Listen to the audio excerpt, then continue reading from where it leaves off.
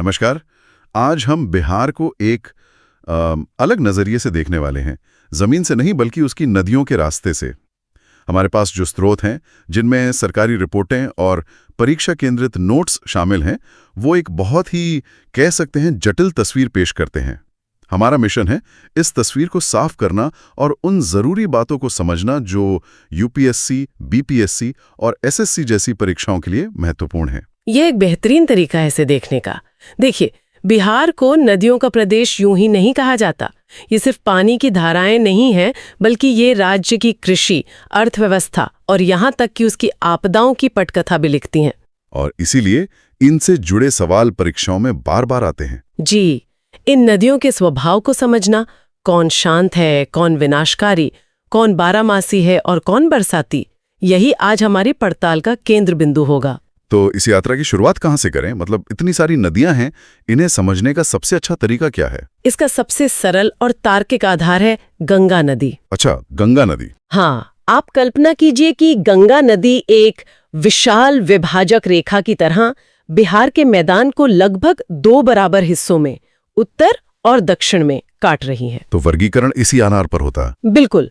पहली है उत्तर बिहार की नदियां जो हिमालय से निकलती हैं, और दूसरी हैं दक्षिण बिहार की नदियां जो प्रायद्वीपीय पठार यानी विंध्याचल या छोटा नागपुर की पहाड़ियों से आती हैं। और इनके स्वभाव में भी जमीन आसमान का फर्क होगा, क्योंकि इनके स्रोत इतने अलग हैं। हाँ, बिल्कुल। उत्तर की नदियां हिमालय के ग्लेशियरों से आती हैं, तो बर्फ पिघलने के कारण उनमें साल भर पानी रहता है। वे सदाबहार हैं। जैसे घाघरा, गंडक, कोसी। जी, घाघरा, गंडक, बूढ़ी गंडक, बागमती, कोसी और महानंदा। वहीं दक्षिण की नदियां पठारी हैं और मुख्य रूप से मानसून की बारिश पर निर्भर है। तो वो बरसाती हुई? हाँ, वो बरसाती होती हैं। गर्मियों में अक्सर सूख भी जाती हैं। इनमें सोन, पुनपुन, फल्गु ये सब प्रमुख हैं। हमारे स्रोतों में एक बात बार बार आती है कि उत्तर बिहार की नदियां विनाशकारी बाढ़ के लिए जानी जाती हैं। कोसी का नाम तो हम सब जानते हैं, पर क्या ये इन सभी नदियों का सामान्य चरित्र है? हाँ, काफी हद तक। इसके पीछे एक बहुत सीधा भौगोलिक कारण है। वो क्या है? इसे ऐसे समझिए कि आप एक तेज ढलान से पानी और मिट्टी बहा रहे हों और अचानक वो एक सपाट जमीन पर आ जाए। तो पानी की रफ्तार कम हो जाएगी और वो सारी मिट्टी वहीं जमा कर देगा। बिल्कुल। उत्तर बिहार की नदियां हर साल यही करती हैं।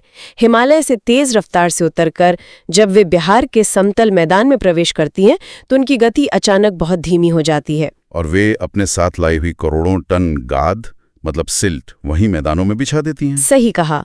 इससे नदी का अपना ही रास्ता उथला होने लगता है और पानी को फालने के लिए नया रास्ता खोजना पड़ता है। और यही वजह है मार्ग परिवर्तन की और विनाशकारी बाढ़ की। जी, और इसी प्रक्रिया का एक और दिलचस्प नतीजा है चौर या ऑक्सबो झीलों का बनना। चौर, ये शब्द मैंने कई बार पढ़ा है। ये कैसे बनते हैं? जब कोई नदी सांप की तरह लहराते हुए चलती है, तो कभी-कभी वो अपने एक पुराने घुमावदार मोड़ को मुख्य धारा से काट देती है। अच्छा।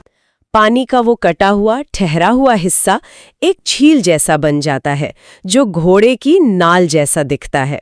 उसे ही हम चौर या ऑक्सबो झील कहते हैं। इसका कोई उदाहरण बिहार में? हाँ, बेगूसराय की प्रसिद्ध कांवर झील इसका एक बहुत बड़ा और सुंदर उदाहरण है। बहुत बढ़िया। तो ये तो हुआ नदियों का वर्गीकरण। अब अपनी मुख्य सड़क यानी गंगा नदी पर आते हैं। बिहार के संदर्भ में इसकी क्या भूमिका है? गंगा बिहार की रीढ़ है, मुख्य जल निकासी प्रणाली। राज्य की लगभग सभी नदियां अंत में इसी में आकर मिलती हैं। परीक्षा के लिहाज से क्या तथ्य जरूरी हैं? कुछ तथ्य हमेशा याद रखने चाहिए। ये बिहार में बक्सर के पास चौसा में प्रवेश करती है। ठीक है। राज्य के अंदर इसकी कुल लंबाई लगभग 445 किलोमीटर है, जो इसे बिहार की सबसे लंबी नदी बनाती है।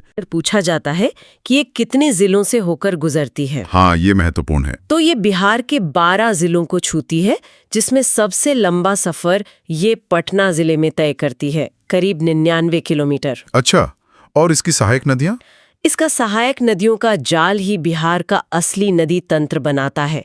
उत्तर से घाघरा, गंडक, कोसी और दक्षिण से सोन, पुनपुन, क्यूल जैसी नदियां। तो गंगा बिहार की जीवन रेखा है, लेकिन इस जीवन रेखा को असली ताकत उन सहायक नदियों से मिलती है जो हिमालय से आती हैं।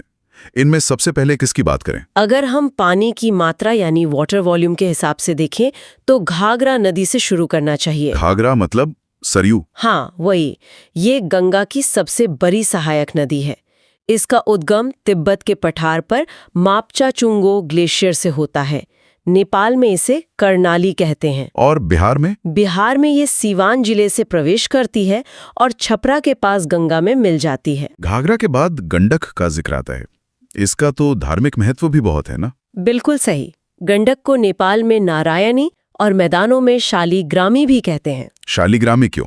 क्योंकि इसमें गोल काले शालिग्राम पत्थर पाए जाते हैं जो भगवान विष्णु का प्रतीक माने जाते हैं। अच्छा। यह नदी नेपाल हिमालय से निकलकर बिहार में पश्चिमी चंपारण के त्रिवेणी नामक स्थान पर प्रवेश करती है। और हाँ, बिहार का एकमात्र राष्ट्रीय उद्यान वाल्मीकि राष्ट्रीय उद्यान इसी नदी के तट पर है। और इसका आर्थिक महत्व? मैंने त्रिवेणी नहर के बारे में पढ़ा है। त्रिवेणी नहर पश्चिमी चंपारण के लिए जीवनदायिनी है। ये गंडक नदी से ही निकाली गई एक प्रमुख सिंचाई नहर प्रणाली है जिसने इस क्षेत्र को खासकर गन्ना उत्पादन में बहुत समृद्ध बनाया है। एक और नदी है, बूढ़ी गंडक। क्या इसका गंडक से कोई सीधा संबंध है? नाम तो बहुत मिलता जुलता है। यह एक दिलचस्प कहानी है। माना जाता है कि बूढ़ी गंडक वास्तव में गंडक नदी का ही पुराना छोड़ा हुआ रास्ता है। अच्छा जी। समय के साथ गंडक पश्चिम की ओर खिसक गई और पुराने रास्ते पर एक नई शांत नदी बहने लगी जिसे बूढ़ी गंडक कहा गया। तो ये गंडक के समानांतर बहती है? हाँ, लगभग समानांतर। लेकिन इसका उद्गम पश्चिमी चंपारण के चौतरवा चौर से होता है। खगड़िया शहर इसी के तट पर बसा है। और अब उस नदी पर आते हैं जिसका नाम सुनते ही बिहार के लोगों के मन में एक डर और सम्मान का मिला जुला भाव आता है। कोसी। हाँ, बिहार का शोक कोसी। कोसी ये सिर्फ एक नदी नहीं, एक जीती जागती अप्रत्याशित प्राकृतिक शक्ति है। इसे बिहार का शोक अपनी विनाशकारी बाढ़ और लगातार रास्ता बदलने की अविश्वसनीय प्रवृत्ति के कारण कहा जाता है। नेपाल में इसे सप्तकोसी भी कहते हैं ना? हाँ जी, क्योंकि ये वहाँ 7 धाराओं के मिलने से बनती है। इसके मार्ग बदलने की प्रवृत्ति कितनी गंभीर है। हमारे स्रोत कहते हैं कि ये पिछले 200-250 सालों में 100 किलोमीटर से भी ज्यादा खिसक चुकी है। ये तो हैरान करने वाली बात है। ये सच है। भूवैज्ञानिकों के अनुसार ये लगभग 112 से 133 किलोमीटर पश्चिम की ओर खिसकी है। 132 किलोमीटर? हाँ, आप कल्पना कीजिए, जो गांव 200 साल पहले कोसी के पूर्वी किनारे पर था, आज वो इसके पश्चिमी किनारे से भी कई किलोमीटर दूर हो सकता है। इससे तो बहुत उलझन पैदा होती होगी। बहुत ज्यादा। जमीन के मालिकाना हक, नक्शे सब गड़बड़ा जाते हैं। इसका कारण वही है, हिमालय से लाया गया भारी गाद जो पंखे के आकार में मैदानों में जमा होता है और नदी को हर साल नया रास्ता तलाशने पर मजबूर कर देता है। 2008 की बाढ़ तो एक राष्ट्रीय आपदा थी, वो इसी का नतीजा थी। हाँ, 2008 में कुसाहा जो नेपाल में है, वहां नदी का तटबंध टूट गया। लेकिन ये सिर्फ एक तटबंध का टूटना नहीं था। कोसी ने अपना एक बहुत पुराना, सैकड़ों साल पुराना रास्ता फिर से पकड़ लिया था। और उसका नतीजा ये हुआ कि सुपौल, अररिया, सहरसा, मधेपुरा जैसे जिले जो इस रास्ते पर बस चुके थे, पूरी तरह से जलमग्न हो गए। लाखों लोग बेघर हो गए। ये एक भयानक याद दिलाता है कि प्रकृति अपना रास्ता खोज ही लेती है। तो उत्तर की नदियां गाद लाकर जमीन को उपजाऊ भी बनाती हैं और प्रलय भी लाती हैं। ये तो एक दोधारी तलवार हुई। बिल्कुल। क्या दक्षिण की नदियों की कहानी भी ऐसी ही है या कुछ अलग है? दक्षिण की कहानी काफी अलग है। ये पठारी और बरसाती नदियां हैं। शांत है, इनका मार्ग निश्चित है और ये अपने साथ उतनी गाद नहीं लाती। इनमें सबसे प्रमुख नदी है सोन। सोन नदी, इसका नाम ही बहुत सुंदर है। और इसके पीछे कारण भी है। इसका उद्गम मध्य प्रदेश की अमरकंटक पहाड़ियों से होता है, ठीक वहीं से जहां से नर्मदा निकलती है। अच्छा। इसकी रेत में सोने के कण पाए जाने के कारण इसे प्राचीन काल में हिरण्यवाह यानी सोना ढोने वाली भी कहा जाता था। और ये पठारी होने के बावजूद बारहमासी है। हाँ, ये दक्षिण बिहार की नदियों में एक अपवाद है। ये लगभग बारहमासी है। और इसका आर्थिक महत्व भी बहुत ज्यादा है, खासकर इंद्रपुरी बैराज के कारण। बिल्कुल। इंद्रपुरी बैराज से निकलने वाली सोन नहर प्रणाली ने रोहतास, भोजपुर, औरंगाबाद जैसे जिलों को बिहार का अनाज का कटोरा बना दिया है। ये पटना के पास मनेर में गंगा से मिल जाती है। सोन के अलावा दक्षिण में पुनपुन नदी का भी जिक्र आता है, जो अक्सर पटना के लिए सिरदर्द बन जाती है। हाँ, पुनपुन एक ठेठ बरसाती नदी है। ये झारखंड के पलामू से निकलती है। शांत मौसम में ये पतली सी धारा होती है, लेकिन बारिश में इसका जलस्तर तेजी से बढ़ता है और ये पटना के दक्षिणी और पूर्वी इलाकों में बाढ़ का कारण बनती है। और ये फतुआ के पास गंगा में मिलती है। जी। और अब बात करते हैं एक ऐसी नदी की जो शायद बिहार की सबसे रहस्यमयी और पवित्र नदी है, फल्गु। फल्गु नदी वाकई में अद्वितीय है। ये हिंदुओं और बौद्धों दोनों के लिए परम पवित्र है। गया शहर और विश्व प्रसिद्ध विष्णुपद मंदिर इसी के तट पर है। पिंडदान के लिए प्रसिद्ध है, जिसके तट पर गौतम बुद्ध को ज्ञान प्राप्त हुआ था। अच्छा।